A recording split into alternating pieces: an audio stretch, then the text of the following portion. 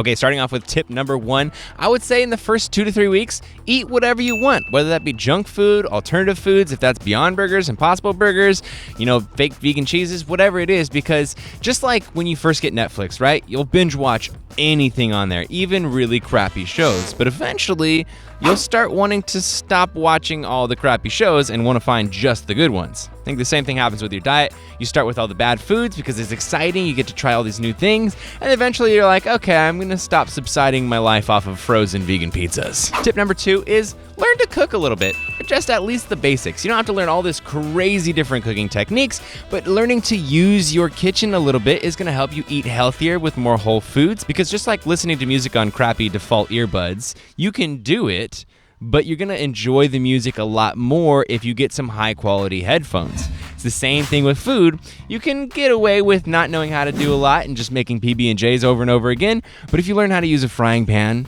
you learn how to turn your oven on and off, it's not really that hard, but your options will expand vastly. And that brings me to tip number 3, which is have a arsenal of different meals that you can eat. So maybe like 3, 4, 5 meals that you eat on a regular basis, kind of like your staple meals, and write them down on a piece of paper and tape that on the inside of your cupboard. That way you quickly know what you can eat anytime you get hungry. So that could just be something simple like throw a bunch of mixed veg and rice and beans in a bowl and microwave it and top it with some teriyaki sauce. Boom, now you have a meal that you always know to go to. That way you never find yourself in a position where you're sitting there and you're hungry, but you don't know what to eat. Because that can be very discouraging because you don't know what to eat. And eventually you might feel like the vegan diet doesn't have a lot to eat. But I assure you, it does. You just need to expand your horizons, my friend. Okay, tip number 4. This is gonna seem a little bit odd if you've never done this before, but track your food on chronometer.com.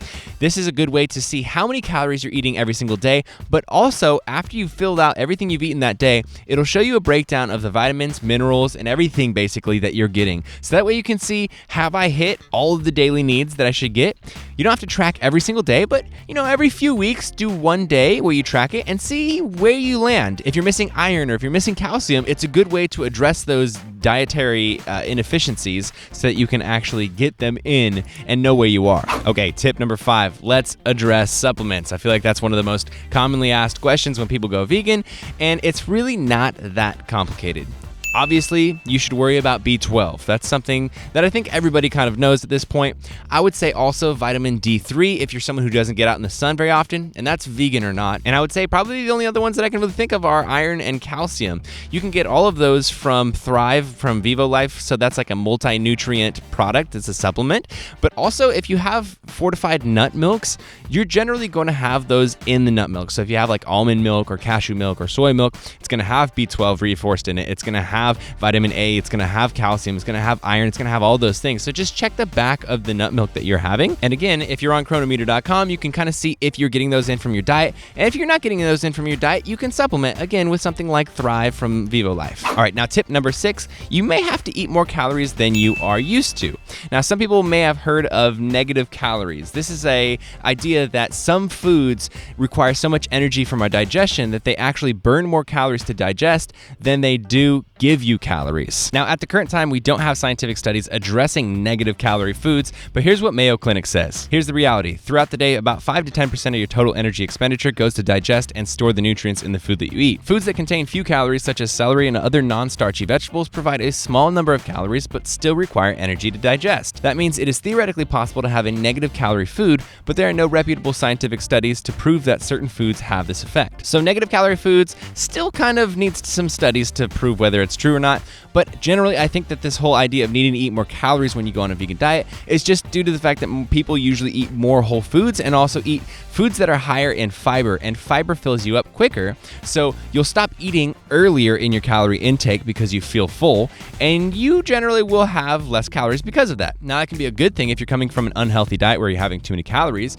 Like, for example, my dad just went vegan and he has already lost 10 pounds in his first month. Go follow him on Instagram, Dad Loses Fat. But if you're already eating a mostly whole foods diet, you may end up getting too little calories and you might lose weight that you don't want to lose. So you should definitely make sure that you are eating enough calories, maybe eating a little bit more food in general so that you are getting those calories. Okay, tip Number 7 is to attend vegan events around you in your local area, and also to join some vegan communities online, because I think what can happen often is because most people that you deal with in real life aren't vegan, like your friends and family, you'll get a lot of flack from them, you'll get a lot of criticism from them, and it can be a little tiresome to have nobody with a like mind. When you join these communities, when you go to these events, it feels really good because you have all these people who are like-minded with you. You can talk with them about your favorite recipes, new advice, new documentaries, new news that you've heard about. It just feels good to have a community and to actually belong to it. And when you disengage from the regular way that everyone eats, you also disengage from a lot of those communities in terms of being able to talk about things. Okay, tip number